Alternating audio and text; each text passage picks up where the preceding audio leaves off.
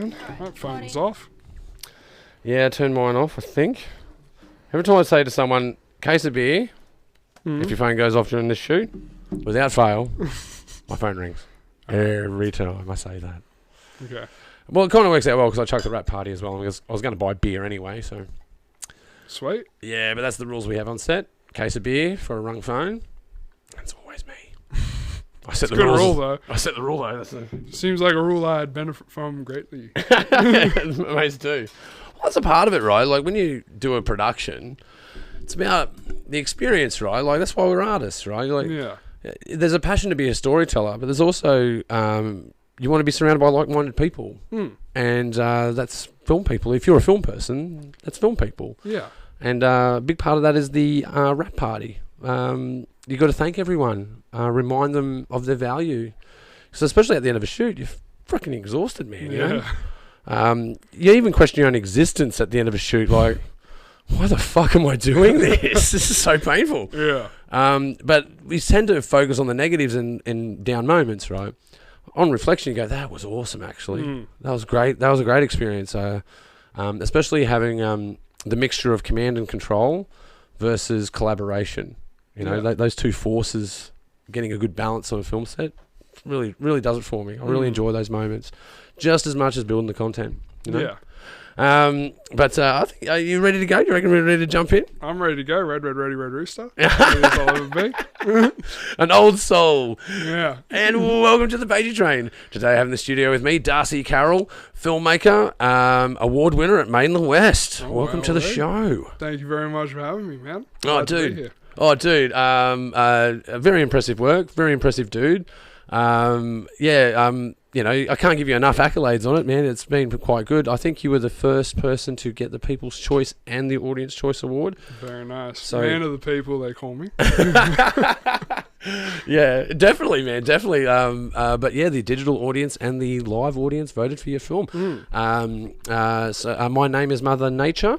Hello, my name. My name is Mother Nature. Sorry. The hello is very important. It is, yeah. Because what's Hello, My Name is Mother Nature? What's that film about? So it's about a speed dating event, kind of a non-literal one because the participants are, Mother Nature, our main character, the representation of the Earth, and all of her potential matches are all calamities, man-made calamities, pollution, climate change, deforestation, all those types of terrible, terrible things. Yeah. And they're kind of terrible, terrible dudes, Well, the characters they're playing are terrible dudes. Like Warfare's not a fun dude. Oh no. I mean, look, one of my favorite parts of that movie is that he has the most agreeable exchange with her, where he kind of goes, "Well, this isn't going to work out," which is, I liked that. I was pretty chuffed when I wrote that. I was like, well, it is a comedy, right? Yeah. How did you feel getting the response from the audience when you watch it? Because most filmmakers, we've talked about this a lot on the show, most filmmakers don't watch their movie, they watch the audience. What was your experience there? Yeah. I am always surprised that people think I'm funny. No matter how many people tell me I'm funny, I'm like, wow, I'm killing this. And that was pretty nice, is hearing people laugh, like not at my movie, but with my movie, you know? It was very cool. Well, we have all seen those films that people laugh at, or not laugh with. There's the quintessential The Room, right? Of course. The serious made film that is accidentally funny. But comedy writing, that is kind of the the golden goose. Like if you can pull it off, a lot of mad careers have been built out of people that write comedy. Yeah. But it's the hardest one to do, I reckon. It is very hard. I mean, I really enjoyed writing Mother Nature, and even though the one I'm making right now is very serious, I think I will naturally gravitate to a more comedic tone. Yeah. Just because it kind of speaks to me more. I have more fun writing it, have more fun making it. When a actor can read my script and think it's funny and not just be like, okay, like this is work, that's gold. Yeah, totally. But it's interesting you say it that way because most writers I talk to terrified of comedy. Yeah. Yeah, they really are. So like a lot of people gravitate towards that full genre film of a horror. You know, they want to go and scare people and entertain them in that way. But then they find the visual effects is the challenge. And don't get me wrong, I'm saying the writing, of course the writing's challenging. Yeah. But the unpredictable challenge in that endeavour is the special effects, right? Now, especially practical effects. There's a lot of work that goes into that. But comedy's all about the writing and pacing. How do you approach that pacing? Like how many comedies have you written before this? I've written a couple comedies. I haven't really made... Mother Nature was my first, like, proper short film, you know? It was the first, like... one I wouldn't consider a test run, one that I really put my whole, like, you know, heart into. Yeah. And the good thing is my heart gets bigger and bigger each year, you know? So I hope the films will get bigger and bigger each year. Oh, man, you put that really well. Your heart getting bigger and bigger. I can totally resonate with that. Because you go through... It's risk, right? Anything that you do as an artist is risk. Because ultimately there's that idea, well, you write because you like writing. Yeah. But also you want to entertain people. So there's this mode of being selfless to entertain someone, putting it on the line. It's also a bit selfish. Yeah. Because you go, well, this is for me as well. You know, but ultimately we're entertainers. So to risk comedy, if someone doesn't laugh at your film, that is a super risk. Like, that must be, like, terrifying. Yeah, it's pretty daunting, the idea. Well, that's what I was saying before, that I was kind of relieved by the laughs, because I thought, this is kind of preachy, this is a little bit, like, touching on topics that, like, people have very strong emotions about. And granted, I don't think I went about it in a way that was supposed to get that reaction, but I don't think you went full political on it, no. No, not at all, but even still, I feel like going into the future, I will kind of... drift away from that sort of not politically leaning, but like opinionated sort of comedy. It's not my bag. Yeah, and there's a lot of that out there at the moment. Like, yeah, and I think it's been said a lot. Like, if you look at comedy films that have been made in the past, there's no way they can make those films now. Yeah, exactly. They're so controversial, and we're so polarized and divided at the moment. And we can go into conspiracy theories of why that is. Is it the I got plenty. the deep state curating content in order to divide us so that we are distracted by the circus of it all? Yeah, it kind of makes sense, and that's why I like that. We were talking about it earlier before you rocked up. A lot of wives asking their husbands, "Do you think about the Roman Empire?" Oh yeah. I had a girl ask me about that last week. Do you think about the Roman Empire? I think about aqueducts a lot. Wow. Yeah, I think like, whoa. Like, some guy was like, this would be a sick idea. And then someone else was like, oh, good job, man. Let's do this for the rest of human existence. It's pretty good. Plumbing's pretty important. You know, yeah. It definitely avoids cholera, that's for sure. And a lesson harshly learnt over history, especially with plagues and whatnot. Yeah. But I guess when I think about the Roman Empire, I think about the politics, you know. When Caesar... Well, the main thing I think about in that space is Caesar, because Caesar was a general, right?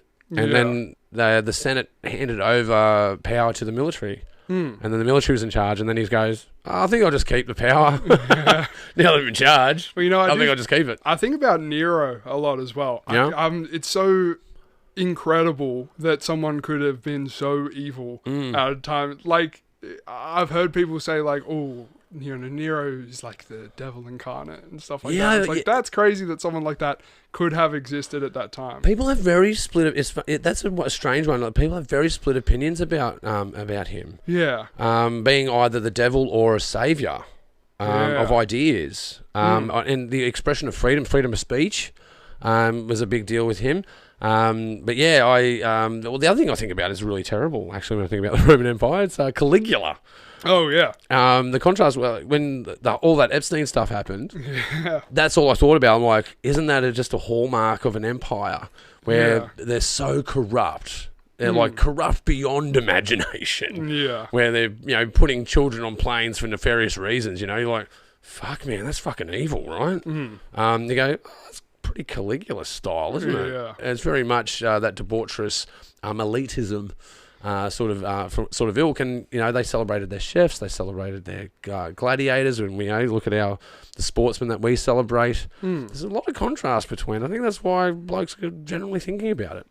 Yeah, I think it's interesting that you put it that way, because there's not much difference between how that's why history is important, because there's not a lot of difference between how he acted centuries ago and how we act now. It's just that there's more response to it, more ways to judge it and to put it into like consideration and put authority behind it and things like that. You know? Well, I think it was said very well in The Dark Knight by Heath Ledger playing the Joker. When the chips are down, these people eat each other.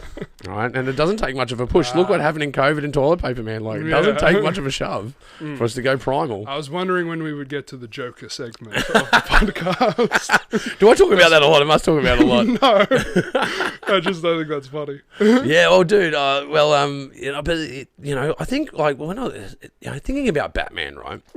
Talking about the Empire and where we live and what the zeitgeist is. I find that if you look at that, deep state propaganda idea, here you've got this banker who's a superhero who's gonna save the day. Yeah. And as a kid, you root for Batman. You're like, go Batman, kill the bad guy. Oh no, don't kill the bad guy. Arrest the bad guy because you're not a bad guy. And as you get older, you're like, Joker's got a few points, Yeah, exactly. There's a famous meme that's been parodied 100 times where it's like, when you're a kid, you want to be Batman, but when you're an adult, Joker makes more sense, It does. But it's also like, when Batman was written, the idea of a billionaire was like something that you'd find in a comic book. And now they exist, Now it's a very real thing. Oh, there's certainly a shift. If you look at content from the 70s, right? All the 60s, 70s, Brady Bunch, Laverne and Shirley, Bewitched. They're all normal households. They're all middle class celebrations about how we live our lives, and especially like those gender politics sort of things, those gender roles. Bewitched, Samantha was the ruler of the house, and but she had magical powers, and had there's a backdrop to her power as the matriarch in the family. But the front part of that is Stephen, who's the advertising guru, who's bringing in the bread, right? So there's that patriarchy and matriarchy in that cooperative environment. So we used to celebrate the middle class a lot. Get to the 80s, that starts to shift, where you got stuff like Dallas, Who Shot JR. It's about the extravagance of the rich, living on yachts and living in ridiculous houses, and and we started to move away from celebrating the middle class to aspiring to be the rich. And again, you go deep state on that again. You go, well, is that an apparatus to get people to get money hungry? To push people towards these things. Like, I've been watching Billions at the moment. Oh, yeah? It's totally Days of Our Lives. Yeah. It's Days of Our Lives, just with a different title on it, right? And they're not selling clothes. They're selling, I've mixed my shows up there. Bold and the Beautiful was the fashion industry. Yeah. I wouldn't know. I'm not much of a soap opera guy. Oh, dude, I am a TV junkie from way back. Yeah. And it's interesting to see the contrast of how it's changed. It's about extravagance now. And even like, we're talking about it off air before, the shift from, sexuality that sells to controversy that now sells. Yeah. And that controversy is really wrapped up. Don't get me wrong, it still wraps up in sexual ideas. Like 50 Shades of Grey, right? Billionaire's got a helicopter on the roof, and she's a bit, wants to say the safe word, she can get straight in that helicopter and piss off.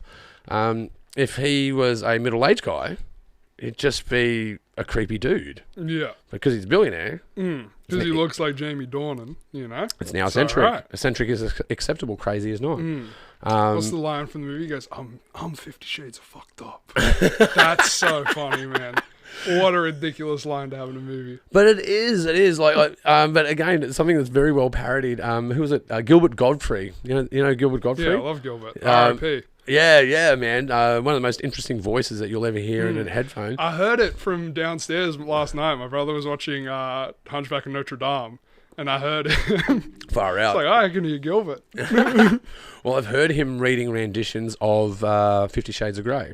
Oh yeah, I've seen that video. That seems good. Hilarious. Oh, he also did the Aristocrats, which is a hilarious joke as well. Yeah. Where they tell this like really eccentric story, and it's the Aristocrats. Yeah, no, I've heard that one. I've heard very fucked up versions of that one as well. Super fucked up versions, bro. It's pretty insane. Because the punchline is so perfect that you can make the setup anything. Yeah, that's right. It's a repetitive gag. Like it's one of those jokes that is so well hung on a on the concept of it. You can just keep rerunning it. Yeah, you can put any eccentric ideas in there and still tell the same joke. I was watching I watched a really cool Aussie series recently called The Queen of Oz. Yeah, I haven't even heard of it. Yeah, ABC production. I've forgotten her name. She's a comedian from England, and she was her tagline was, "Do I look bothered? Do I look bothered?" Oh, Catherine Tate. That's her. Yeah. Love Catherine Tate. Yeah, man. So she's done a series called The Queen of Oz, where she is a royal, blue blood, vomits on this kid at a public relations photo op. Yeah. And she gets sentenced to being the Queen of Australia as punishment. And they do. It's classical writing. It goes back to that British comedy of, are you being served? Open all hours. Even the two Ronnies to an extent. They run these gags that are really cool. One of them was they had this old lady. So she'd be sitting in a room. And she was the mother of the groom that she had to marry, right? And long story short, spoiler alert, by the way. And anytime someone walked in the room, she goes, right, absolutely terrified. She's just walking into a room normally, and she turns around, and she goes, I didn't know that me turning around slowly would be so shocking. And then the servants would come in and go, hey, Mr. So-and-so, I'm about to enter the room. And she goes, oh, okay. And she walks in the room, and they've got a bowl of flowers, like a vase of flowers. She's like, she goes, you didn't say you'd be carrying flowers. It's just one of those gags that you can just continually run forever. Yeah. It's in that positive feed loop. I guess that's a little, coming back to Hello, My Name is Mother Nature. Yeah. You had a bit of that sort of style going on in there, actually, because you've got that repetition of that speed dating. Yeah. So you've got this scenario where you can constantly run that same gag, but you just change it up a little bit because of the guest. Yeah, exactly. Yeah. And we had a lot of fun with that. Like, one of my favorite gags is the overpopulation gag was very fun to write and to have our actor Gabriel perform. But it was also it was a bitch to edit. But I also really loved the water to wine joke we did for religion. Oh, yeah? Yeah, just because that was it's such a cheesy gag, but people notice it and they go, oh, that's good. Yeah, yeah. They're like, nice. I'm glad that worked out. Yeah, well, you're not being, you're in that streamline of not being offensive. Yeah. But you could take it wrong. You could, if you were so inclined. But you'd be pretty prudent to take that wrong. Yeah, I guess so. I mean, maybe that's another reason why I want to drift away from kind of opinionated comedy is because it's like my opinions change, of course. Of course they do. Yeah, we all modify. Yeah. And so it's like if I make these kind of statements about, something like religion and then in a year or two's time my views on religion are completely different, it's kind of like, ugh. That's icky. Yeah, but I think I don't like. I'd really urge you not to fully go. Like, I see where you're coming from, but I'd urge you not to fully go down that path. Like, you got to understand as well. Like, these are tropes and these are things that we use for comedy. Like, look at John Cleese, right? Yeah. And the crew that did Holy Grail. Monty Python. Yeah, man. The Monty Python guys, man, they really pushed the envelope. Like, there's interviews of them online today, right, that they replay over and over about talking to the Catholic Church about how they represented the crucifixion of Christ, and how that was super offensive at the time. Catholic Church is up in arms, and then you look at the history of the Catholic Church, you're like, you guys really shouldn't be complaining. Yeah, a bit puritanical. Yeah, hypocritical. As far as corruption goes, you can't get more corrupt than the Catholic Church, man. Like, you guys should, and don't get me wrong, like, I don't want to sound like I'm being negative towards religion, because a lot of people get good things out of it, right? Yeah. There's people that are in religious organisations that feed the poor, that house the homeless. They don't do all negative things, but there's certainly negative things that come out of it. But it's that demotion of ideas that they're really apprehensive about. The idea of the Earth not being the center of the universe. That's a demotion, right? Because now the Earth is all of a sudden not as important as it was before. Yeah. Then the solar system was the center of the galaxy and the solar system, and it turns out that's not true either.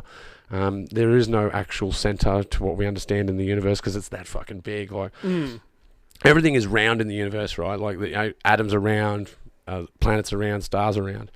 But when they look at the scale of the 93 billion light years of visible space, it's flat. So what that tells us is, like, I'll give you another analogy, right, to understand this, is if you look out to the horizon, the Earth appears to be flat.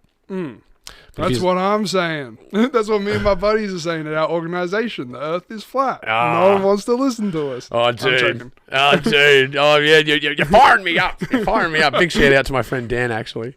But, if you study the Earth, you realise it's actually round. Yeah. The universe is so big... Our visible distance that the James Webb Telescope can see sees everything flat. So what that tells us is it's that 93 billion light years is one section of something that's very round, but it's so big we can't see the curvature. That's how big it is. So good luck finding a center. Yeah, with that, it's not possible unless you can travel through dimensions and travel faster than the speed of light. I can. I don't know about you, but I can, so I'll be tight. Oh, dude, I had a client once. We were talking off air about. I won't mention his name, but I was bitching about a client earlier, and he was. I was shooting this scene for him, and he goes, "Can you shoot?" Because money was on the line, right? And he was so inexperienced. He was like, "Can you shoot this any faster without a drop of a beat?" I'm like, I literally can't travel and work faster than the speed of light. Because if you think about being a camera operator, that's what you're working with. Yeah. You're working with light. So I literally can't travel faster than the speed of light, bro. It happens as it happens. I can't make... what do you want me to do? Get everyone to talk twice as fast? Or it just spun me out. And just straight away, can't work faster than the speed of light, bro. That's the worst question on set. Can you do this faster? No offense, Chantel. Naming and shaming. Love ya. But, oh boy, I hate that question. Oh, yeah, it's in the same ilk as we'll fix it in post. Oh, yeah. Oh, brother, I said that about 1 million times on set. Big trap. Oh, I'm all right. I know my limits. Because that's my favorite part of filmmaking is post-production. Like you were talking about earlier when you were saying, like, you kind of, in the process of filming, it's kind of like really hard, but then when you think about it later, it's the most fun part. It's the easiest, hardest thing you'll ever do. Yeah, exactly. Every time I'm shooting, I'm like, why do I do this to myself, so stressful. But then editing, I'm very chill. And I like when... I have said I can do it in post, and then I do it in post, and it works out, and it's like, dude, who's the fucking man? My emotions are at polar opposites to what you've just talked about. Like when I'm on set, totally calm, totally I think my biggest talent that I've found myself in the world is if you put me in a room with talent, I'll get something out of it. Yeah, and that's what an artist is, right? It's someone that's a collaborator, that has a skill set, that's a craftsman. That's an artist, and if you do that for long enough, you become a master. That's what you call mastery, right? You need that synthesis of craft, engineering, and art, and you bring those three things together. Yeah, that's mastery. And I lost my train of thought a little bit there. What was I talking about? You were talking about. God, I've lost it. I've lost it. Oh shit, bro. I've lost it. I will say. Going off of a point I was formulating off of what you were saying that I forgot you were saying is that was one of the biggest challenges with Mother Nature is besides Alex, our main actress, who was sensational, all of the other cast were just my mates. Yeah. And granted, I appreciate all of them forever for doing that. Every single one of them did. Just like they were there because they were my mate and they wanted to help me out, you know? But that was one of the biggest challenges is a lot of them were just like, what do I do? They didn't have that acting bug. They didn't want to say. They didn't have the experience, yeah. Yeah. Oh, you just brought me back. I got it back. There we go. About mastery is about, it's a delicate operation. So if someone says to you, I need you to hurry, in this delicate operation. You're like, it's a delicate operation. It requires pace. I can't hurry. Yeah. This is the pace that it goes. You can't argue with that. So I one of the biggest challenges as a practitioner when you're doing commercial work is to translate, because everyone has the idea of, well, if I pay you X amount of money, I want Avatar. You're like, oh yeah, you don't have the budget for Avatar. Let's do something, maybe, like a cinema ad. Let's go for that. Yeah. Right? But because we're surrounded by images and we're surrounded by content, which is so readily available now, like it's literally in a meter reach of all of us right now. You can go straight to your phone and pull up any content about anything in the world. In fact, you can go to an AI and get it to write you a script right now, right? Yep. It's so accessible. I've lost my thought again. This is twice. What have I done? About AI, we're talking about content, everything being readily accessible. Yeah. By being readily accessible, we sort of become attuned to it, and we have this expectation of work. Yeah. And you're like, well, I've only got this one camera that can shoot at this resolution. Like, you can't go beyond that. Like, it has limits, right? If you want something bigger, we're going to have to get a bigger camera, more crew. It's going to cost more money. Yeah. And it's sometimes hard to translate that to a client because they're surrounded by images. It's like when you go to someone, I need you to design a poster for me. Yeah. And they go, how hard can it be? It's like, it's a piece of paper that has images. Like, I take photos on my phone all the time. How hard can photography be? But no, there's art to photography. And there's a science behind it. That's where the craft is. Like with photographs, it's the rule of thirds, headroom, looking room, composition, lines, color correction, texture. Yeah. All these other different light attributes that go into a photograph. But people just go, well, I just use my phone. Yeah. Like, yeah, but it's not the same thing, man. It's just not the same thing. That's why you're paying the practitioner to get the better thing. So I find that, especially with the baby boomers, it's hard to translate artistry into that space for their budget. Yeah. Really is. But other people, it's great. When I work for media organisations, they get it. They go, all right, so this is your hourly rate and this is what we're buying. This is the suite of content we're going to get out of it. They get it. Yeah. But yeah, that's why corporate clients are better. Government clients are difficult because they're over demanding and they want to squeeze that orange and get all that juice out as they can. Yeah. I find that a major challenge. But the thing about that is, without the contrast of corporate work, you can't make your art. Yeah. They're coupled. They're exclusive. That's what I've always found. I mean, not personally, but from like hearing filmmakers talk, is that they have to constantly deal with corporate people who don't really understand it. I mean, they understand the financial aspects, but they don't understand the creative aspects. Yeah. I was listening to Rob Zombie talk about making his Halloween movie. I love Rob Zombie. Yeah. Dragula. Yeah. Best song ever written, man. Oh, and his movies, man. I love his movies. Oh, yeah. Yeah. Devil's Rejects, man. I haven't seen Devil's Rejects. I have seen House of a Thousand Corpses. Devil's Rejects is 10 times better. Oh, House of Corpses. It is in my top 5 films of all time. Oh, that's so sick. Yeah, it's brilliant. Check it out, bro. We'll go back to the top 5 because I want to talk about that. Okay. But yeah, no, he said like he was doing Halloween under the Weinsteins, and he said like every week they would come to him with whatever the top movie was in cinemas and say it has to be like this, Yeah, referencing. Yeah, referencing can be risky. I did actually. Referencing can be so risky. I once. You got to be careful with that because sometimes you go to a client and you go, "What do you want?" And they go, "I want this thing," and then you go find a reference for it and go, "Is this what you want?" They go, "Yeah." And I had this one client that fired me. And then hired the fucking person that the clip that I showed them. That's rough. Yeah, it's super rough. And as well, it wasn't like a capability thing. It wasn't about prowess. It was like, well, they already built this thing, so it was a fiduciary decision. It was an economic decision. I understand it. You're like, but I set that up for you and just burnt me out. Yeah, that sucks. Look, I've been doing this for a while now, and when I was 5 years in, I thought, we're making money now. This is great. But that's an intermediary practitioner. What I learned 10 years in, you better know what you're doing. Like, there's the fake it till you make it aspect. You're going to try, experimentation. I'm gonna try these things out, see if they hit, see if they stick. Oh, that didn't stick. Don't do that. This stuck. I'm going to do more of that. And that's what I was saying to you before about steering away from these tropes, man. Like, don't be afraid to tackle religion. Yeah. Because I think the way that you did it in Hello, My Name is Mother Nature is you did it in a nonchalant way. Like, it wasn't targeted at any particular person.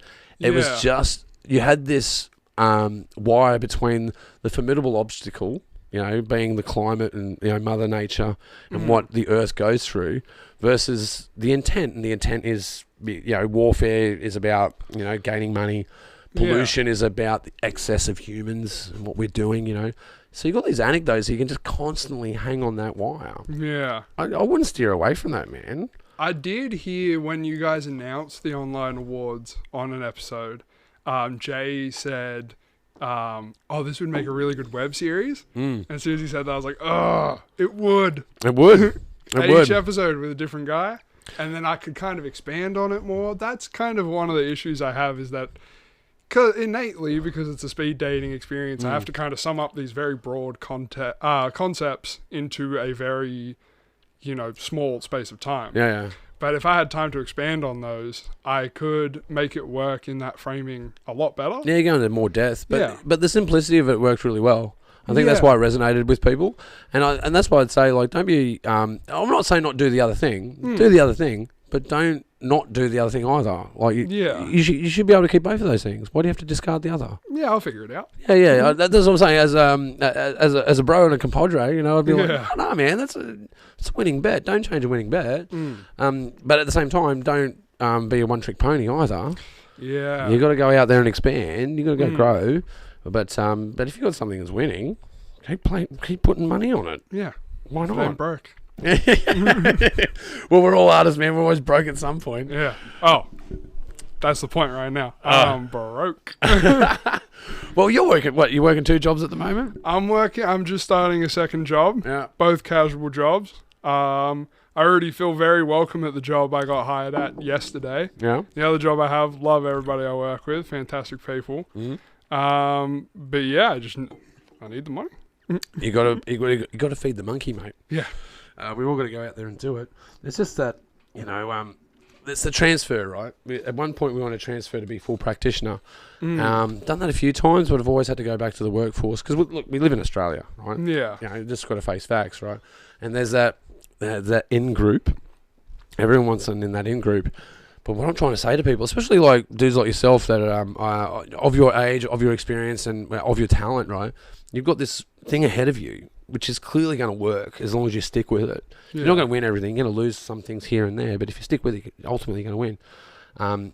You're your own producer. You're your own promoter. You're your own lawyer. Like, we are in a world of accessibility, big time. Yeah. You don't need the corporation to succeed. You just need a good story.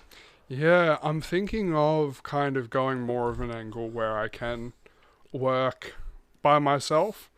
Because I keep having the fear that if I go the industry route, that what's happened 100 times with 100 different filmmakers, where their vision gets scrapped or changed drastically, that's going to happen to me.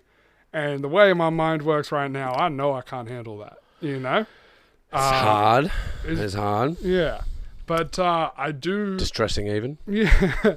I do like the idea of just making something that means something to a handful of people. Doesn't have to be seen by everybody, I've had a big shift recently in not what I think I can achieve. I feel like I can achieve a lot, but really what I want to achieve. Yeah, what's the selfish part of it? You got to ask that question. It's an honest question to ask. Yeah. And I think... you got to as well like be an unapologetic capitalist. Like if I'm making art, like people go the argument, well, you're selling out, right? Yeah. If you sell your art, you're selling out. Like, well, it's a profession, man. I'm trying to sell my shit. Like, it's not selling out. It's just being an operator. Yeah. You're just operating in the space, right? You're not selling out. Anyone that's sold an album or sold a song or sold a poem or sold a painting or whatever it is, technically you've already sold out at that point. Yeah. You're in an economic arrangement to provide some form of entertainment. But again, it comes back to that selfish thing. Why do I want to be an entertainer? Why do you want to be an actor? Why do you want to be a director? Why do you want to be a writer? Because you get something out of it. other than money. But at the end of the day, and a long enough timeline, you're gonna have to recoup your funds of your efforts. Yeah. So you've got to be an unapologetic capitalist about that. Yeah. You know, there's nothing wrong with that. Maybe I am in a cake and eat it too kind of mindset right now, where it's like I do want to be like a low scale kind of filmmaker, but I also want to be able to support myself and live comfortably. And I don't know if those two things can coexist. Of course they can. They of course can? they can. Yeah, absolutely. I'll figure it out then. Oh, dude, I've talked to so many people about this, and even reflecting on my own journey. You know, like, there's been days where I remember there's been several occasions where I don't know where the rent is. I don't have the rent. That's stressful. So if you miss that one rent, that's the pin out of the grenade. It's just going to fragment from there, man. Like, it's going to blow up. Yeah.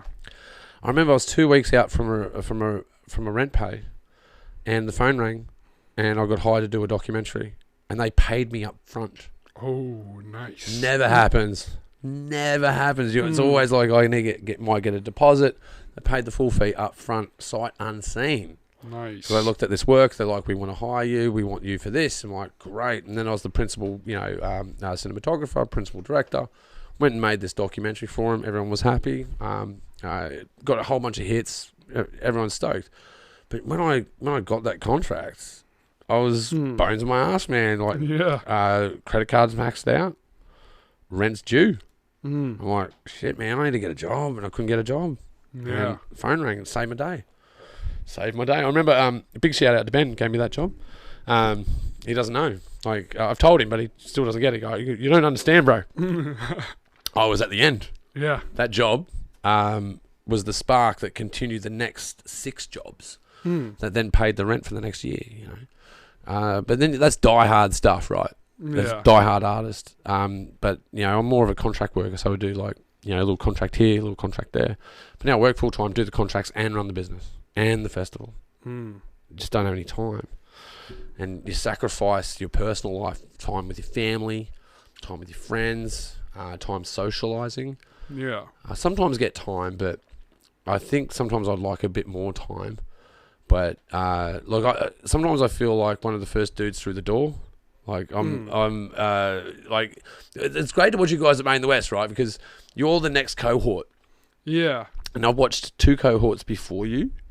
And like I was talking about it today, big shout out Bina, the shout out queen for the Pagey train. Yeah. Helping her work on her feature at the moment, doing post production.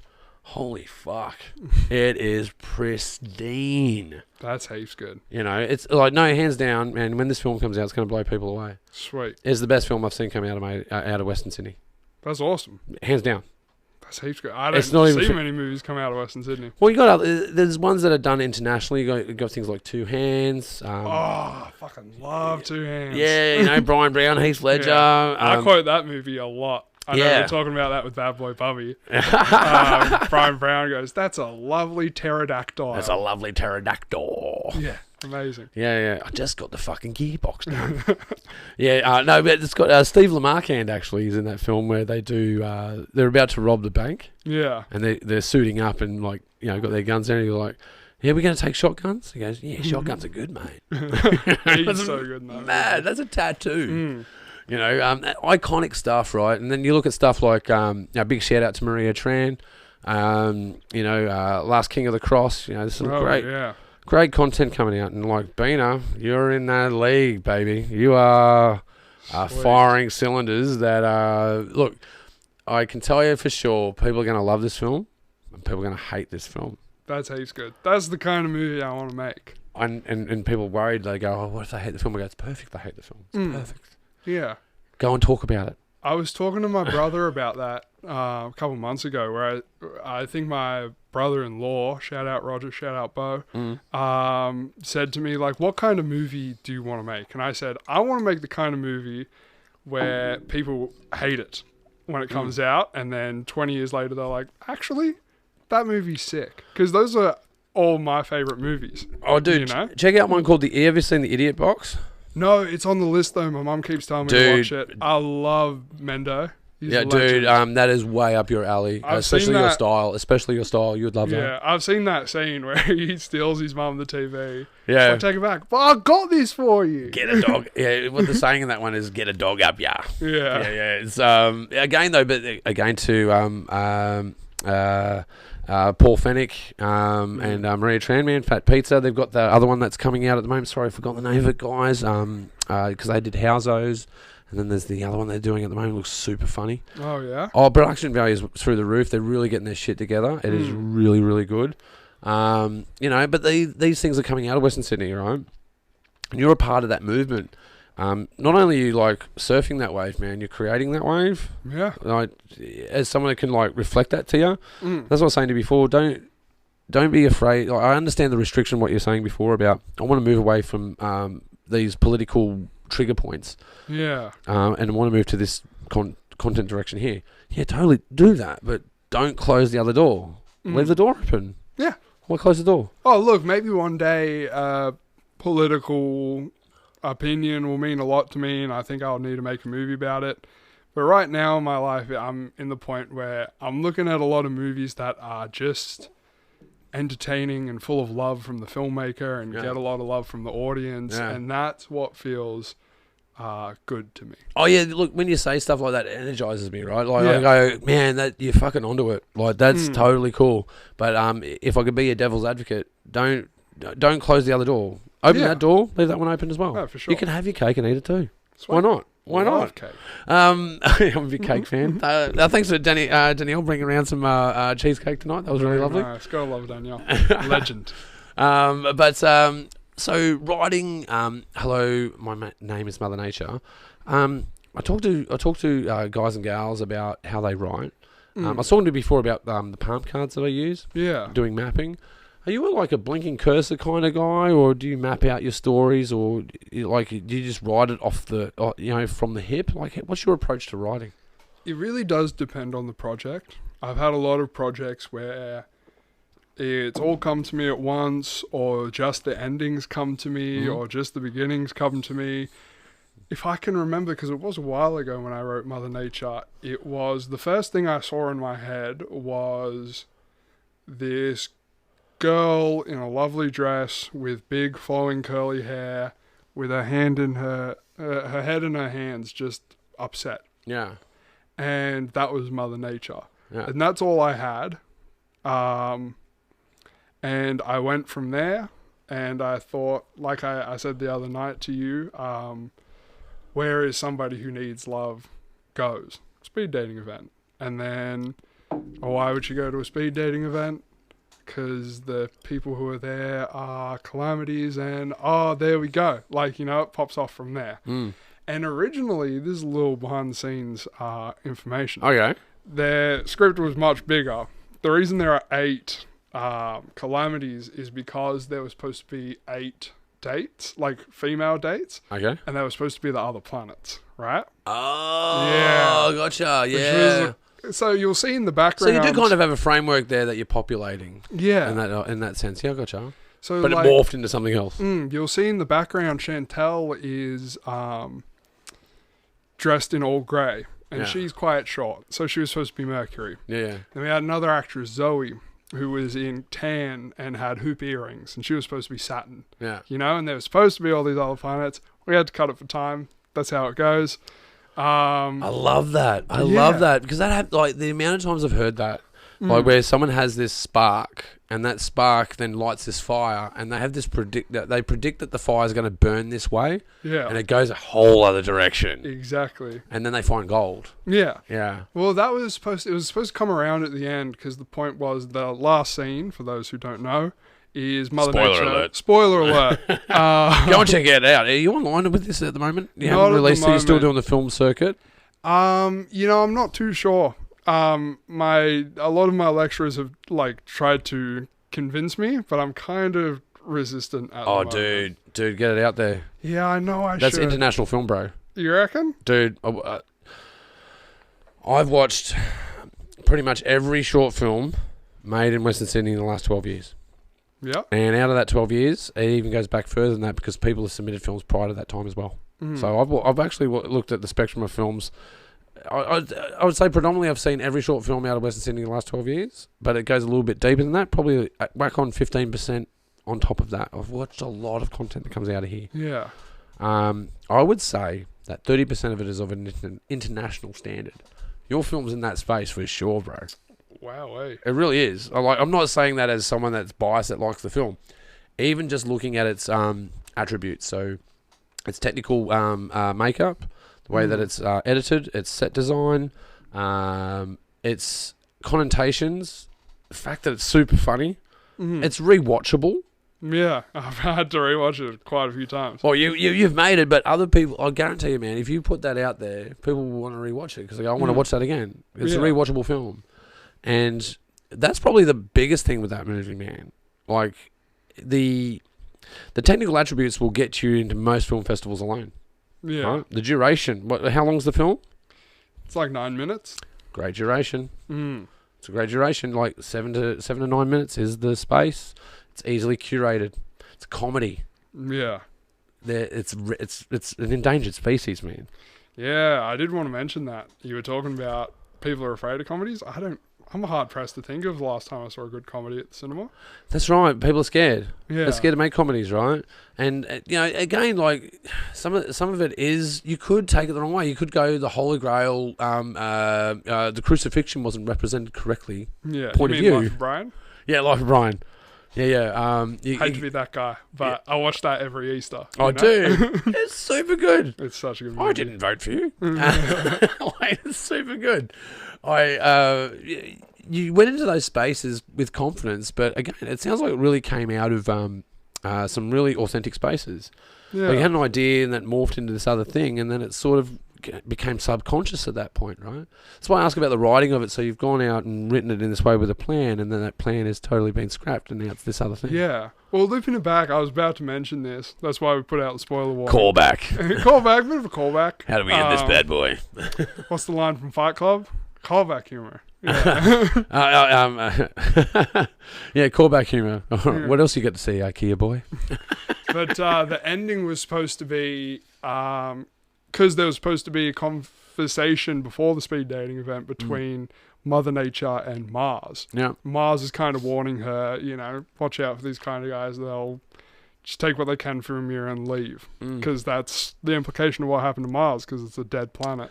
Yeah. There's some interesting theories around that. Yeah, and then the ending was supposed to be after her talk with humanity, he, goes off with Mars. Because she's like, I'll take what I can get.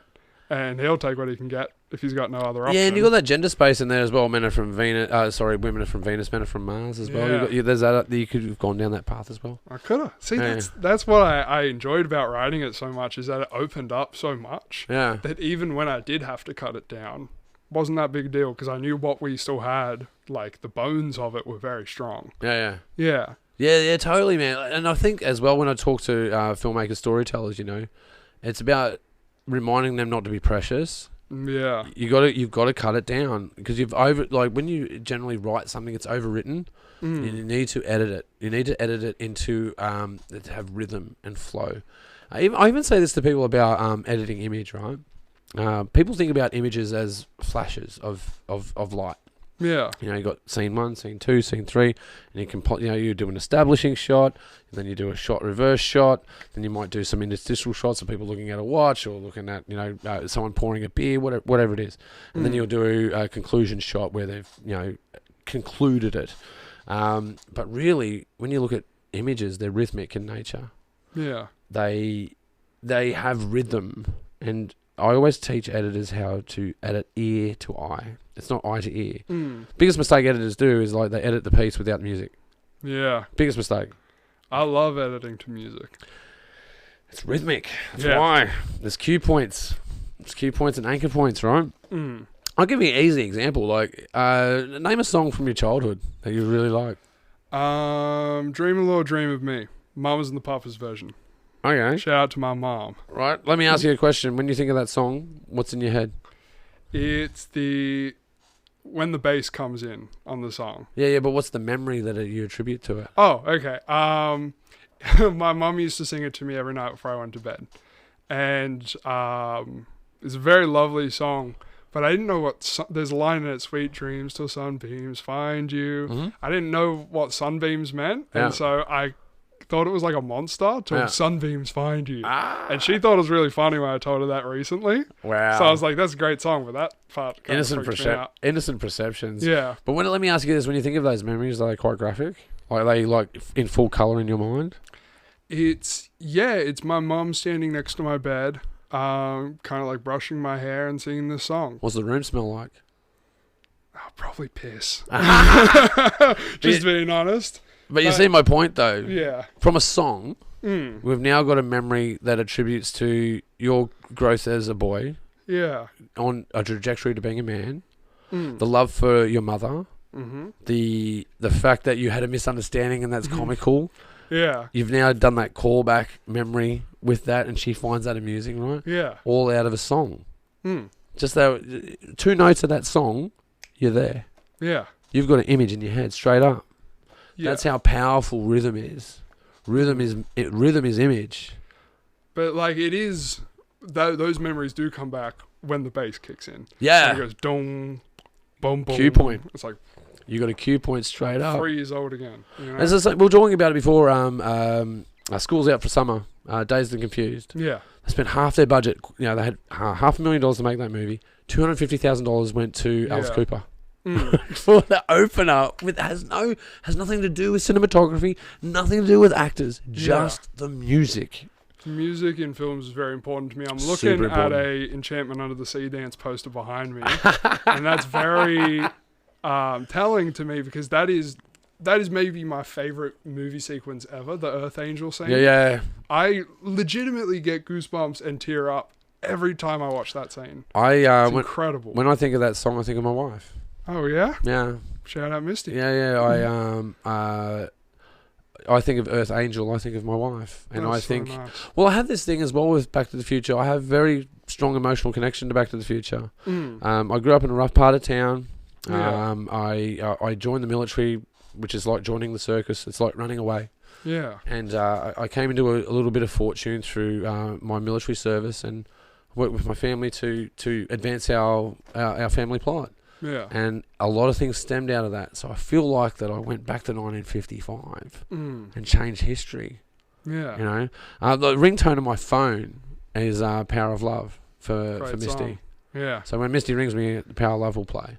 Nice. Because you've got to understand the subtext to Back to the Future is that he has a blueprint for when love will strike. You know this? Yeah. Because he's got this note that says save the clock tower. On the back of it, it says a phone number. It says I love you. Right? So he knows when love's going to strike. So the subtext to Back to the Future is lightning striking, and lightning is love. Lightning and love are so powerful, it transcends time. That's the power of love. That's the power of love. See, when I think of that song, I just think of him saying, damn, I'm late for school. And then the song comes in. So good. Yeah. Yeah, and like I got into skateboarding because of that movie. Oh, yeah. You know, I even wore a vest for a while. A life preserver? Yeah, life preserver. Dork thinks he's going to drown. Yeah, Billy Zane, that's right. Billy Zane is the fucking man. He has such an amazing filmography. Yeah. He really does. From B-rated to A-grade films, you know. His downfall was The Phantom, unfortunately. Yeah, I haven't seen The Phantom. It's pretty good. I don't mind it. Yeah, it doesn't seem too bad, honestly. Like, there are a lot of movies that, like, you know, like I was saying before, people hate them when they come out, and then 20 years later, you're like, it was all right. It's not too bad. Yeah. Been so super harsh, man. But yeah, Back to the Future is one of those iconic films, you know. People are, you know, what's your favourite film? Like, I like Fight Club, but hey, Back to the Future is pretty good as well. Yeah. Well, I did say I wanted to mention this. What are your top five? The top five? Yep. Fight Club's definitely up there. Back to the Future. Raiders of the Lost Ark. Classic. Terminator 2. Because you'll never see stunts like that ever again. Oh, yeah, no way. Although Tom Cruise isn't a maniac. So that's 3. I've done 3. What are the other 2? You did Pulp Fiction. Pulp Fiction? Yeah, definitely. Like, if you even look at Pulp Fiction, it's poorly edited. There's a lot of blurry shots in it. It's actually quite slapped together, but you're so distracted by the narrative rearrangement that you don't even see that. Yeah. Fight Club was shot under fluorescent lights, and that was just a no-no because it makes your film look green. Yeah. They leaned into that. Another one I would say is not a movie, but something that really blew my mind was Mr. Robot. Mr. Robot is sick. They broke every cinematic rule except for crossing the line. They didn't cross the line, just for other viewers out there, you don't cross the line, so you always film on the same side of the room. 180-degree rule? Yeah. Hate that rule. Yeah, but if you cross the line, it looks fucking weird. Yeah. It just looks weird. Because it doesn't make physical sense, right?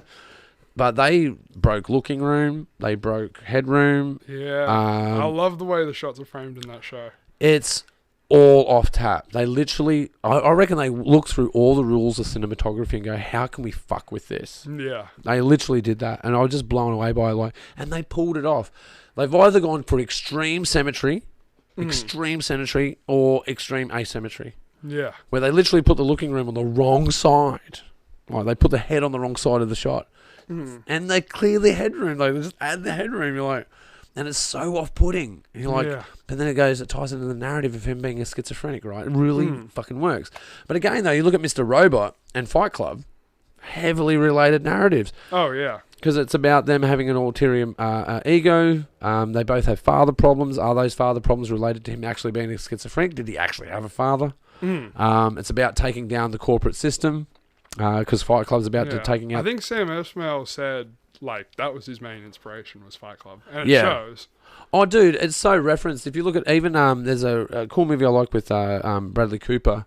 Limitless. I knew you were going to say Limitless. Yeah, well, there's two shots in that blow my fucking mind. The opening shot is insane. Like, if you stare at that opening shot, you'll have a body reaction. Your body will go, oh, as a shimmer goes through your body because it sort of gets into your head. The way they did that shot was they took three red cameras at 8K, and they tracked through New York, and then they interlaced those frames together by rotoscoping it. Immense amount of work. Oh, yeah. But I've done rotoscoping. I don't recommend it. Oh, dude. I was on a call today with a feature film doing rotoscoping. We had to cut some things away. We're like, it's just too expensive. We have to rotoscope within our budget. Like, I know you want the shot. Talking to the director, I know you want this shot. But that rotoscope for that one shot is worth the entire edit stream. That's how expensive that will be. No, got to cut it. But the other, Bradley Cooper... what was I talking about? So there's the 3D shot. Oh yeah, they reference Fight Club and Limitless. So when he goes to the train station, he goes through those warps, those memory lapses, and then they have him fighting himself. Yeah. There's one little shot where he's having a fisticuffs with someone. He's fighting himself. So even films are well after Fight Club, they're referencing it. The most heavily referenced shot that I've ever seen though is two shots in cinematic history. I'm walking here. Oh, yeah. Right? I'm walking here. Oh, actually, it's three. I'll give you three. As I'm walking here, are you talking to me? And the Matrix 360-degree kick. Yeah. Referenced throughout film history and will probably be referenced for the next 100 years. That's how popular they are. But they're all yardstick things. Like if you look at Taxi Driver, right, you can actually measure the performance of producers and directors through... film history, right? Even to the silver screen. When they did The Godfather and Taxi Driver, right? Before that, they were doing, and they do it now, formulaic films. So at the moment, the popular films are superhero films. Easy formula. Have this. They have a model where they can sell toys off the back of it, so they can then fund the films more, make more of the films, sell more toys. But there's always the character that's it started off with the hero, the Batman idea, all the way to the Tony Stark, where which is Tony Stark but Marvel Batman. They're the only two humans that don't have superpowers that are in those universes, and they're both billionaires. One's a weapons dealer, the other one's a banker. Go deep state on if you like. But there's that, the savior of the damsel in distress, the love interest, defeating the bad guy, everyone wins, and then splitting that and fragmenting it into multi-universes. That's the formula. Rinse and repeat, right? Even Loki. I've been watching Loki lately. Loki's pretty good. It's pretty well written, actually. Yeah. But again, it's a rinse and repeat. It's sort of a bit abstract from the rest of it, but again, though, it's still the same formula. Yeah. It's the same formula. And then some of these same formulas work. Like one I discovered recently. Have you ever watched Breaking Bad? Yeah, of course. Do you know MacGyver? Yeah. Oh, no, I heard you talking about this on one of the podcasts. Yeah, it blew me mind. I'm like, Breaking Bad's fucking MacGyver. Yeah, when you said that, I was thinking of the ricin and the magnet and the... Yeah, magnets, bitch. Right? Like, these are formulas that are rinse and repeat. And they can be repackaged, but they're the same formula. Yeah. But there's films out there that break the mold. And usually when... Hollywood gets in control because they want to run that money machine to get that repeat viewage, right? Viewership. Viewership. They'll run the same formula over and over. Disney are classic at this, you know. Lion King, there's Hamlet. Right? Yeah. Just replay the same thing. But there's films out there that break the mold and the control ends up back in the hands of directors. And that's where you get Taxi Driver, The Godfather. Yeah. Films that they go, not going to win. It's not going to make it. And here they are as, like, still relevant today. Yeah. And it's ironic that you say that because it's like now Taxi Driver and has become a superhero movie. It's Joker. Yeah. We're back to the Joker segment of the show. Yeah, totally. That's right. And that's what I mean. They're supplementing that formula and then retrofitting it into other narratives. Yeah. And like it's been said, Shakespeare's told all the stories. There's 7 stories that you can tell. You can look them up. The rags to riches, coming over adversity, star-crossed lovers. Those narratives you can't get out of those 7 stories, right? But even Shakespeare was said to be a plagiarist as well. And if you look at the rinse and repeat culture from even the 50s and the 40s to now, it's pretty much the same thing. If you look at... Hamlet and Macbeth are pretty much the same thing, just from different perspectives. Yeah, viewpoints, that's right. But if you look at, like, superhero films now, the spaghetti westerns of the 70s. Yeah. They're the same films. And then spaghetti westerns were just samurai movies. That's right. Yeah. It's just rinse and repeat, and right? samurai movies were just Shakespeare. That's right. Throne of Blood. So we just rinse and repeat it and we repackage it. But ones that stand out are things like Two Hands. Ones that stand out are things like The Godfather, Pulp Fiction. Those movies are indicators of when directors regain control of narrative. Yeah. When it's rinse and repeat, producers are in charge. Like, even when I was talking to you about Bad Boy Bobby off camera, and when I was watching that last night, I was thinking about... Very confronting film, but I was thinking about that movie, Room, not The Room, but Room with Brie Larson, that came out in, like, 2015. Okay. And that movie is about a mother and a son who are just in one room together, and he has no concept of what the outside world is like. Yeah. But that film is very uplifting and... Inspirational, whereas Bad Boy Bobby is grotesque. It's grotesque, but the subtext in Bad Boy Bobby, see, people joke about Bad Boy Bobby a lot, but when you look at the subtext, it talks about religion, it talks about perspective in life, it talks about what artistry is, how one finds themselves to be an artist. Like, Bad Boy Bobby was a lead singer in a successful band. Yeah, that's the best part of the movie. The blow up doll, the whole thing, man. And it's a black comedy. Yeah. It really is funny. It's not half funny. It's ironically funny. Well, not even ironically funny. It's grotesquely funny. Yeah. Yeah, you're right. There's a good word for it, grotesque. But again, one of those original films, try and make that movie now.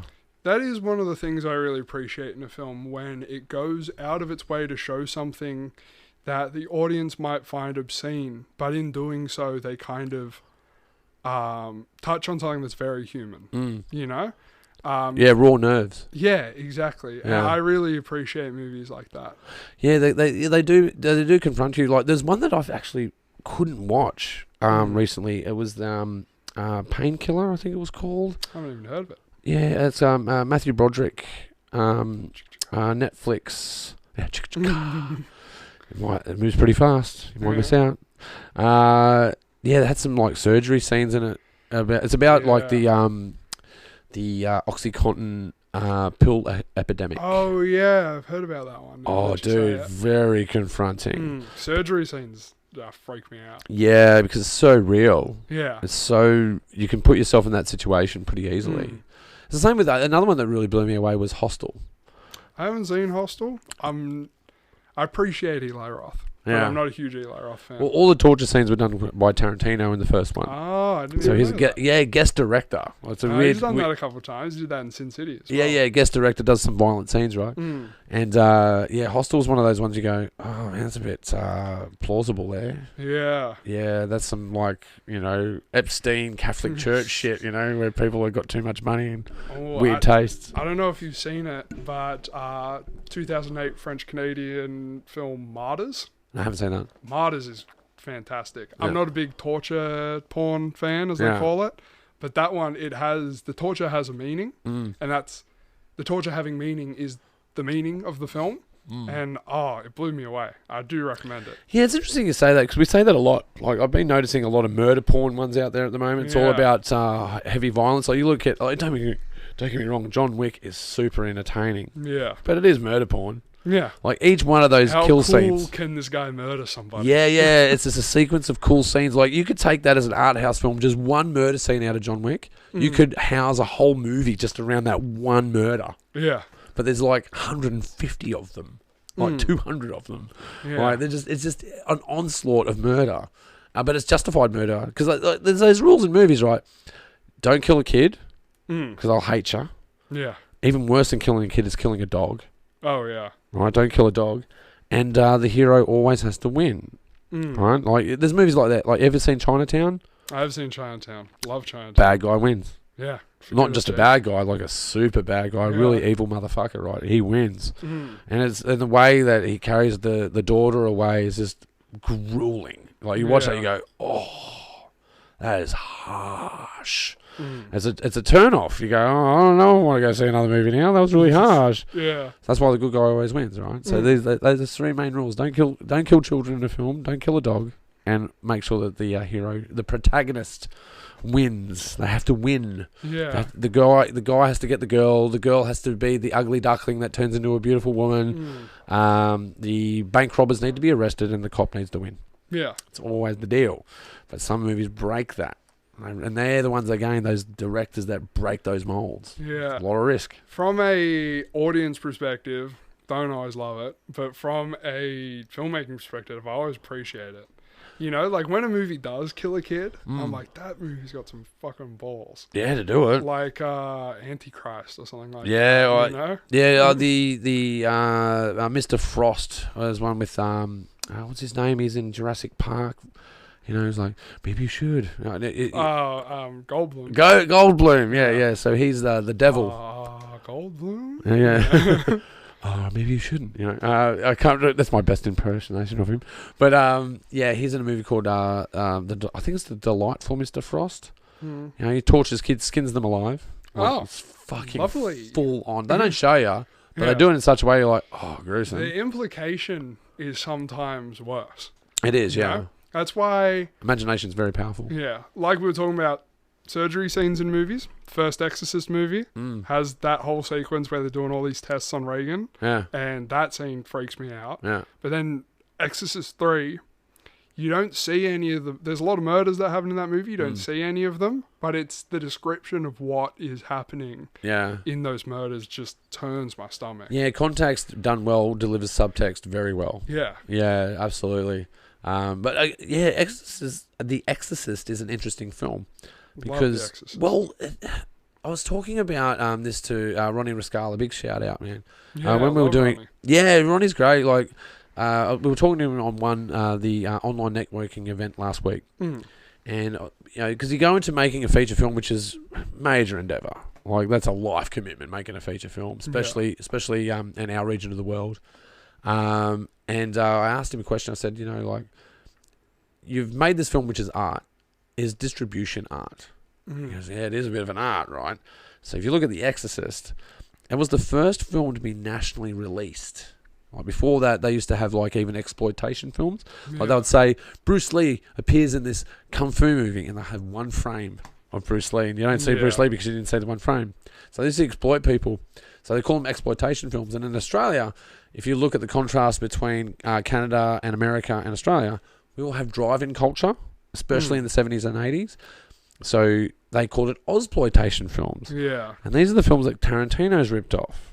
Right? Yeah, and I've heard there's a great interview clip of him talking about Ozploitation. Yeah, it's in a documentary called Not Quite Hollywood. Yeah. Check out Not Quite Hollywood, kids, if you haven't watched it, because it gives a great insight to the narrative journey of Ozploitation Aussie films that weren't released in Australia, but they were marketed as foreign films for drive-in horrors. Yeah. Right? And they did some games and stuff. Outrageous shit. Like when they did Mad Max, there was no council approval. Yeah. They just crashed motorbikes into bridges and then just left that town, went to the next town, right? Yeah. And that was the highbrow one. Like you got other ones like out there like Stone, which is like a bikey film.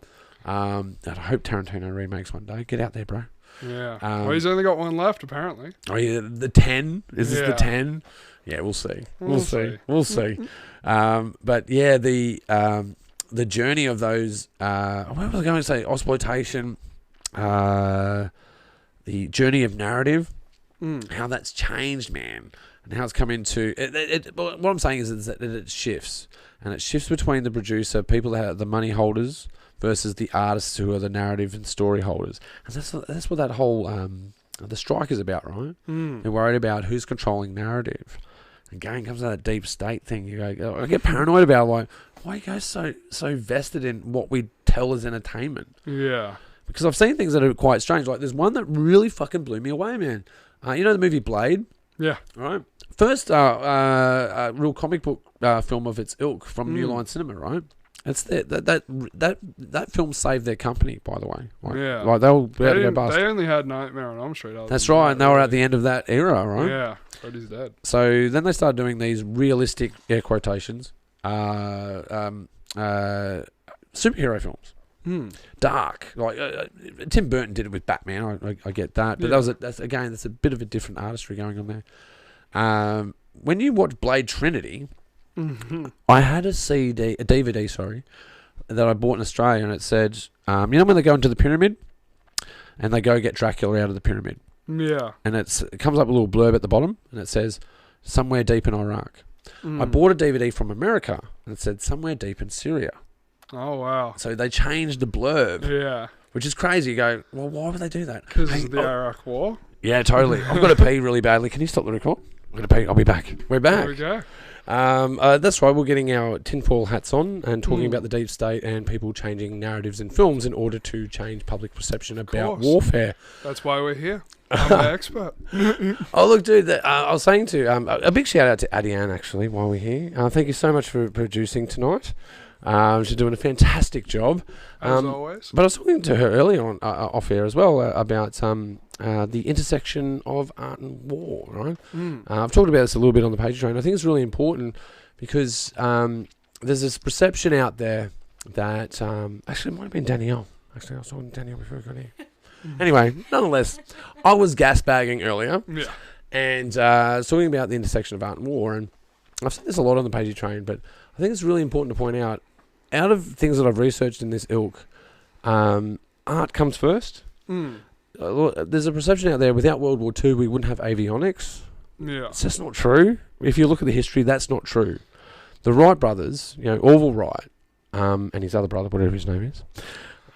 You got it?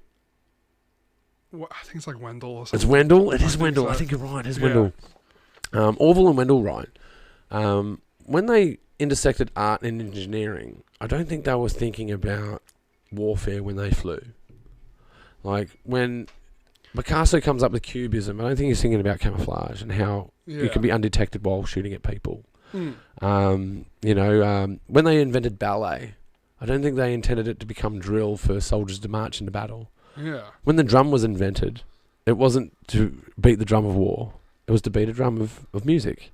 Yeah. So art, I think that's a really important distinction to make, that artistry comes before war. It's just that people reappropriate these ideas in order to cause problems. Yeah. And I think that's important. And here we are in this space, right? Made in the West. is about promoting voices for the voiceless. Anyone is welcome. Doesn't matter who you are. And I got this from Von Patiag, actually. Big shout out, Von. I had a great conversation. I've had many great conversations with him, and one thing he said to me was it's not about diversity, Ross. It's about inclusivity. If you live in Western Sydney and you're trying to be diverse, you're trying too hard. Yeah. If you just base things off merit, you're going to be naturally inclusive. Yeah.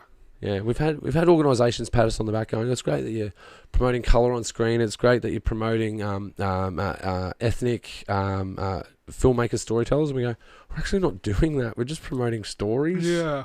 Just so happens, if you go to Maine in the West, you're going to see a collage of different people from around the world. Because we live in Western Sydney. We're a migrant country. You know, we're in a blackfellas country in the middle of Asia. Populated by white colonialists, right? But here we all are, and there's no getting around that. We're here. And there's something about this country. If you look at the first feature film ever made, do you know about this? The first feature film ever made? This is the history of the Kelly Gang? It is. I know my history. Yeah, man. Especially off the Kelly Gang. The first production company ever made that film. Made in Australia. First feature-length film. The first people to tell narrative arcs on a fourth wall based on an A, B, C of, start, middle, end. Yeah. Develop the story, tell the story, finish the story. Set to music was the Aborigines, man. First Australians were the first people to do that. Yeah. So something about this land. If you look at the actors, the directors that come out of... If you think about the ratio of people, there's 27 million people in Australia, right? 7 billion people in the world. Yeah. How popular is Australian storytelling on the global market? It's massive. Massive. Yeah. Something about this land. I think it's so much so to the point where a lot of people don't even realise, It's massive, Dan. So much talent comes out of here. If you look at the State of the Arts report recently released by WSU, a big shout out to WSA, by the way, Western Sydney Arts Alliance. Go and check out their film. We made a film for them recently that did the State of the Arts report, and 1.5% of New South Wales funding goes to Western Sydney artists. It's actually 3%. I tell a lie. But 1.5% of that is to build the Powerhouse Museum in Parramatta. Oh, yeah. I say that every day while I'm going to uni. Yeah, well, they get 1.5% funding out of the state budget. Oh, the state budget for art. And the rest of us get 1.5%. And you go, if you look at the output, now let's look at who's making art. The predominant fact is that there are more artists in Western Sydney than anywhere in the country. Yeah. It's huge. Some people who do it, they don't even know that they're doing it. That's how popular it is. They go, well, I'm just teaching this little dance class. I'm not an artist. I go, well, you're teaching dance, man. Of course you're an artist. So the other place that rivals Western Sydney is Western Melbourne. Yeah.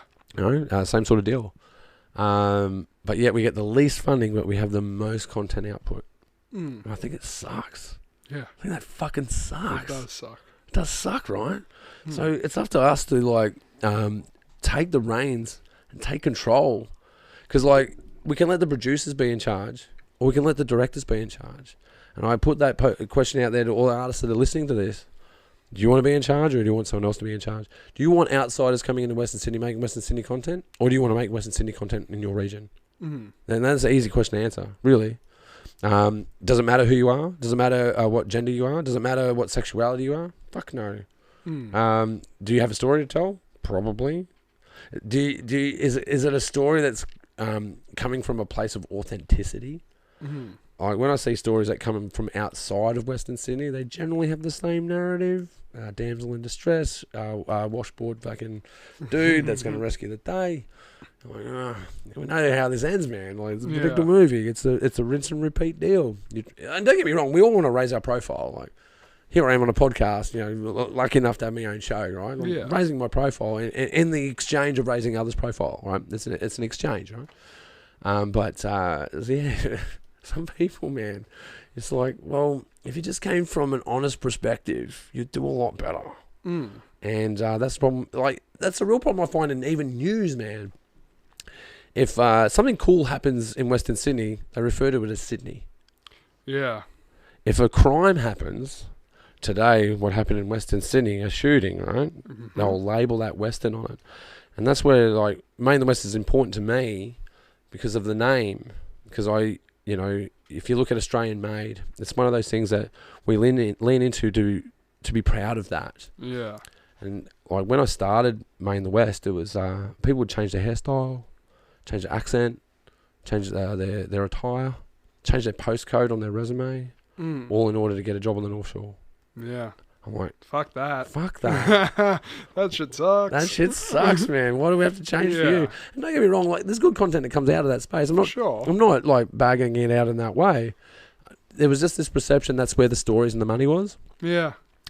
But if we make our own space, if you build, as they say, if you build it, they will come. Yeah. And they do. Kevin Costner taught me that. Yeah, man. Field of Dreams, man. I watched that recently, actually. Yeah, so did I. Oh, dude, it's a really well-written film, actually. Yeah. And I'm an ex-baseball player myself as well. Oh, really? Yeah, man. And I was fortunate enough to play at the state level. That's heap sick. Yeah, I was a first baseman. Love baseball. And even I like Aussie sports as well, like cricket and footy, like AFL and NRL. I like those sort of things, but baseball I just found like there's nothing. It's really cool. Like you throw a ball as fast as you can at someone and they catch it. Yeah. And someone throws a ball as fast as they can at you and you catch it. There's something very appealing about baseball. Very fast. Softball's a bit slower, but I played a lot of softball. But I played a little bit of baseball as well, and I managed to, we were so poor that we were the only team that didn't have a uniform. We all had a mixture of the other teams that we'd been on previously mixed together. It was like I had the knickerbockers from the previous team I was on and the shirt from the previous team before that. So it was super poor. Bunch of Sandlot kids. Yeah, man, it's very much like that. It was a good movie as well, by the way. Yeah. Shout out to Emily, my producer. That's her favourite movie. It's very much like a cutesy poo version of Stand By Me. Yeah. Yeah. Another great movie. Love Stand By Me. Oh man, another great movie, Yeah. But again, the subtext in Stand By Me is really into the Western Sydney zeitgeist idea. Like we don't have all the advantages. In fact, we're the underdog. We're totally the underdog. And I was at this conference once and I said, we want to hear your biggest dreams for the Western Sydney film industry. And I said, buy coastal theme parks and a magazine. and that's where we come up with this, right? So, Main the West, you've got it right here. Main the West magazine, right? Very nice. Got my own copy. Oh, you got a copy of this? Yeah. Augmented reality, right? So, we used to have, it's not active at the moment, but we had an app that you could run over it and it animates. Oh, wow. Yeah, totally. We only could afford the app for a year because it's very expensive. Yeah. But, I did that. I said that as a joke. Like, have you seen Dogma? Yeah. And they go into the boardroom at Movie World. Yeah, Movie World. And they like, he's like, you've made 6 production films, 16 books, and 2 bi-coastal theme parks. And he goes, did I leave anything out? He goes, you forgot about Movie Magazine. And I told this joke. Oh, yeah. But in the context of, like, I want to be on a podcast and want to get introduced. Ross Page, a founding member of Main the West Film Festival and a director at Still Searching Productions. Have I leave anything out? Main the West Magazine. And that was a joke. I just did it as a joke in a meeting. And then all of a sudden, we're making a magazine. But, 40 people contributed to that. Yeah. And all the history's in there, man. And it was really serendipitous how an idea can come out of absolutely nowhere to be even just comical in nature to turn into something that is quite serious and quite in depth and a collectible. That stuff blows my mind. I'm just so proud of that. I'm so proud of everyone involved in it. And the same with Main the West. It's great to pay everyone. Yeah. When we started out, it was all volunteer based. And there was people that stayed with that, and they really saw what I saw, and that. And one thing I really did, because I was in the music industry for a while, and there are gatekeepers. There's people, a venue is a gatekeeper. Yeah. Promoter's a gatekeeper. Even a sound guy's a gatekeeper, right? the last people to get paid in that industry is the artist. Yeah. And you think about it, you got 5 musicians, you got a drummer, $3,000 just before you start. You haven't even learnt drums yet. You just bought a drum kit, $3,000 minimum, right? You might get one for $250, but you're not. If you're going to perform on stage, it's $3,000, man. Yeah. Guitarist, $5,000. A vocalist, a severe drug habit's very expensive. But no, but my point is that the last person to get paid out of that is the artist, and then you got to split that between 5 dudes, or gals, whatever the situation may be. But I realised through that, because that's where I started Made in the West out of. It was out of me organising shows. Like I've probably played about 100 shows in my life and organised most of them. And so I just extrapolated that out of the music industry into, the budding film industry in Western Sydney. But my biggest thing about it is making sure the artist gets paid. Yeah. Because the venue always wins. The promoter always wins. Like, what about the artist, man? So we're out there we've got Made in the West Creative. Go and check us out. We're starting out. We've been running for 2 years. We're up to our 8th documentary or whatever. But we also do content provisioning. So we sell people's movies, man. Yeah. Yeah, we put your movie into markets, man, trying to sell it. Oh, yeah? Yeah, I mean, because what I do, if I sell your movie on your behalf, I'm going to ring you up and go, Darcy, I've got a buyer for your movie in this market. To cover our admin costs, we probably need 15%. And the rest is yours. Sweet. That's how it works. Sounds like a deal to me. Yeah, but it may be only some micro earnings here and there, but it gets us into a model of doing that and creating that space. Like I've had other film festivals that other film festivals do this right. So I'm going to say something negative, and it's not my only perspective, but there's some film festivals out there going, "Can you cross promote with us?" We go, "Yeah, sure." And they'll go, "Well, can you supply some content?" We go, "Yeah. Well, here's our admin fee. And here's our content fee. Here's our list of content from artists at different grades and at different stages. And this is the value of their content based on their viewership." They go, "Oh, no, we're not going to give you any money." Yeah. You're like, well, what are we fucking talking about here? You want us... Oh, it's for my exposure, is it? Oh, okay. We've got it. I know a lot of people who give it's for exposure. It'd be good for you. I see a lot of online artists get that. It's a terrible thing to say. It really is. It's the supplementary. It's not the primary. And we go, well, we've got exposure, man. Fucking massive audience. What are you we've got more audience than you. What are you talking about? And anyway, but there's other guys that are out there doing it properly. We've worked with some other organisations that are just fucking onto it. Yeah. They go, yeah, we want to pay your artists. Big shout out to Blacktown. Big shout out to... Blacktown. That's my hometown. Oh, man. Blacktown native. Yo. Man, I can tell you this. The highest content that we get from any submission in Western Sydney is Blacktown. Yeah. 30%. Because we're legends. 2140. Oh, wait, no. 2148. Sorry, I've had a couple. That's okay, so have I. But man, look, I think it's about time to wrap it up. Yeah. I know I've been rattling on about Made in the West for the last 10 minutes of this podcast, so I'm sorry, my audience out there. Thanks for putting up with our bullshit. Yeah, no worries. Love talking about Made in the West. Oh, dude, but can we find you online anywhere? I don't have a lot of social media. You can follow my production company's account, Forehead Films Official. On there you'll find some posts about our new film that we're currently in the editing process of shedding. It's pretty exciting. I'm very excited. What's this new film about? Can you let anything out, or is it a little bit under embargo? Oh, look, no embargo from me. I'm happy to talk about it. Yeah, sure. It's a werewolf story. Very giallo inspired in its presentation, but it's a tragedy. It's about somebody who refuses to accept what they are, and that hurts the people around them. Oh, wow. Yeah. I'm already excited for this, man. Oh, man, look, you've just fired more neurons off in my brain, man. Allow me just to inspire you and to remind you and reflect with you. You're on a great journey, Darcy. And going on, like I say, don't close doors. Open doors. And it sounds like you're opening a lot of doors and you're going on this journey as an artist to figure out, you've just done a comedy, now you're doing a tragedy. Yeah. Looks like you're doing that contrast. That's the two masks. It is. It's the whole thing. Tragedy and comedy, right? Like when I was starting out, like I wanted to make a movie that had a sex scene. I wanted to make a movie that had a gunfight. I wanted to make a movie that had a fight scene. I wanted to do a comedy bit as well, And it was good to do all of those things because then you can take that away and then go and make bigger products, right? So, yeah, more power to you, man. You're doing really well. I'm really proud of you, very much, man. brother. Yeah, no worries. Oh, dude, you energize me. Absolutely energize me. And I hope I have the similar effect on you, man. Like, because I just say, go out there and get it, man. Just go out there and get it. It's very nice to talk to someone who has a lot of experience in the industry and someone who has my best interest, Yeah, totally, man. Like, like I say, if we can sell films, let's sell films. Let's go make films. Let's go tell stories. Let's go represent the unrepresented. Let's go represent the represented for a really good fee. There's no job too big, no fee too big. Yeah.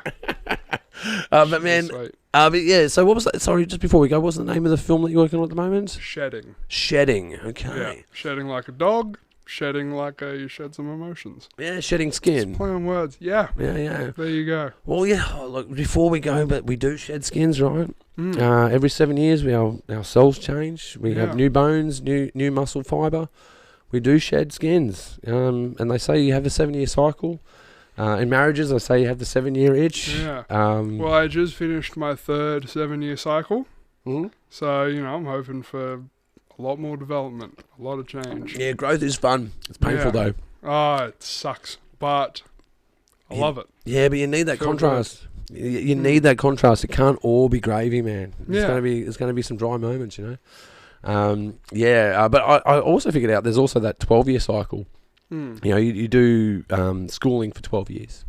Then you go get a profession for 12 years and probably change profession. Yeah. Mate in the West has been running for 12 years. I was in the army for 12 years. I was in school for 12 years. Now I'm on my fourth dozen, if that makes sense. So super excited to see what it brings because now we are formidable and ready to go. Yeah, I'm coming to the end of my second one. Yeah, okay. School's about to end. This is my last year at uni. The whole world's at my feet. Yeah. See what happens. Oh, dude, you've certainly got a lot of things going on for you getting out of that gate. So, once again, thank you so much for being on the show. Not a problem. Happy to be here anytime.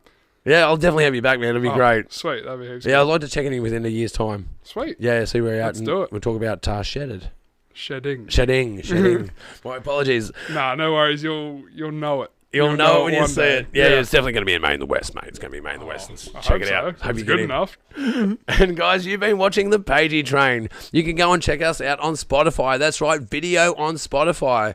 Or you can go and check us out on YouTube. And while you're there, don't forget to subscribe. And for you avid listeners, you can go and check us out on iHeartRadio or Apple iTunes. Basically anywhere you can find podcasts. You've been watching the Pagey Train, and we'll see you next time. We made it. Can I say one thing? Yeah. Hello, Beth. That's my sister. I know she'll be so pissed because I mentioned